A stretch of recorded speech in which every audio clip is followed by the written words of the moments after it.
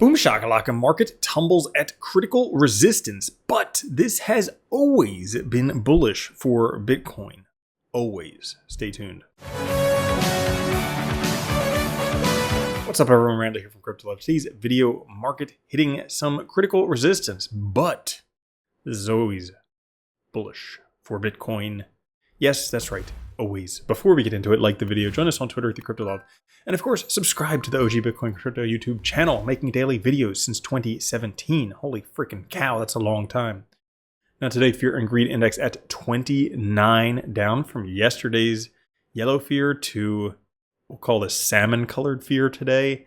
Not yet an extreme fear, but we're just sitting in salmon-colored fear right now. The overall market down 2.5%, Bitcoin 83,953, Ethereum 1581, and XRP 207. Now, Bitcoin continuing in this downtrend, getting rejected by not only the 50-day moving average, but also this downtrend line right here. We were talking about this yesterday, was not able to break through. But as of right now, the price is getting squeezed between the yellow line 50-day moving average and the blue line, the 21 EMA.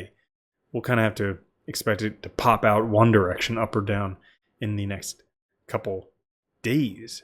But if we take a look behind the curtain, we can see that global liquidity is at an all-time high and rising steeply. Interesting. A lot of people are banking on this global liquidity theory, how global liquidity just precedes Bitcoin price by a few weeks, and eventually, if it turns around, it would be absolutely crazy for Bitcoin. And if we take a look, not only the global liquidity, but also the business cycle lining up. So, as the business cycle bottoms in the red zones, global liquidity leads Bitcoin. Whatever it does, Bitcoin does a few months later. The liquidity breakout after retest now starts Bitcoin's parabolic leg. That's what matters, not the halving, not the ETFs, not the tariffs. Follow what matters. You can see these breakouts precede big parabolic moves for Bitcoin, also with the business cycle bottoming, changing direction. We have on Bitcoin SPX the 3-day bullish cross on the MACD right here. Guess what? 4 out of 5 times this has been bullish for Bitcoin. Was bullish here and here and here. Not here, but also here. Wow. How about that? What if it happens once again? Now, the one counter argument I see is that we did have a long time down on this MACD right here, similar to what we see right here. That first one was a fake out before the real one coming up later. That could be what we're about to see, a fake out before one coming up later.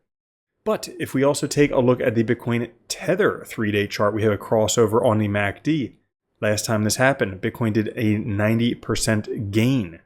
Went from $60,000 to $108,000. So, could we see the same thing? That would put Bitcoin at about $135,000.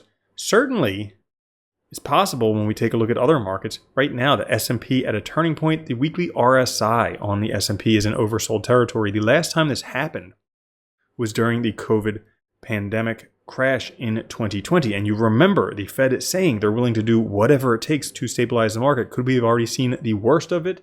And then we have a nice V-shaped recovery incoming with a clear overshot?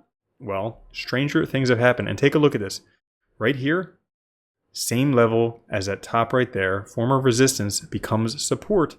I mean, you can't make this stuff up. You just draw lines. It's like freaking kindergarten. But also, if we take a look at USDT dominance, a hidden bearish divergence right here with lower tops and higher tops on the RSI, hinting potential early signal of risk on sentiment returning. Holy freaking cow, people are going to put their money back into crypto, because guess what? Bitcoin right now finding support on the 50-week moving average. This is not what you see in bear markets.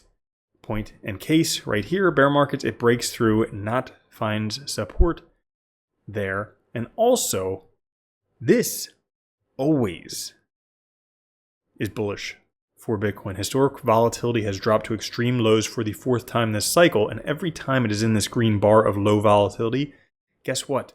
That is bullish for Bitcoin. Moves to this low volatility have only been seen before bull run parabola. there have been no moves even coming close to cycle top volatility. How about that? Looks like price is about to go up once again. And, a lot of people in the mid IQ range, which is the average, you got to remember a bell curve. A lot of people are saying, no, you got to consider cross-border capital flows, potential long-term macro repercussions on global value chains, blah, blah, blah, economy, tariffs, all of that fun stuff.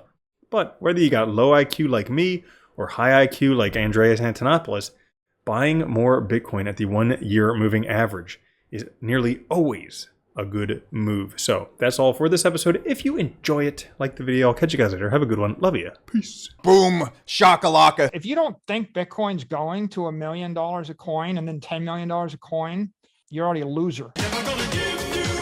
From now on, if you don't own Bitcoin, you're a moron.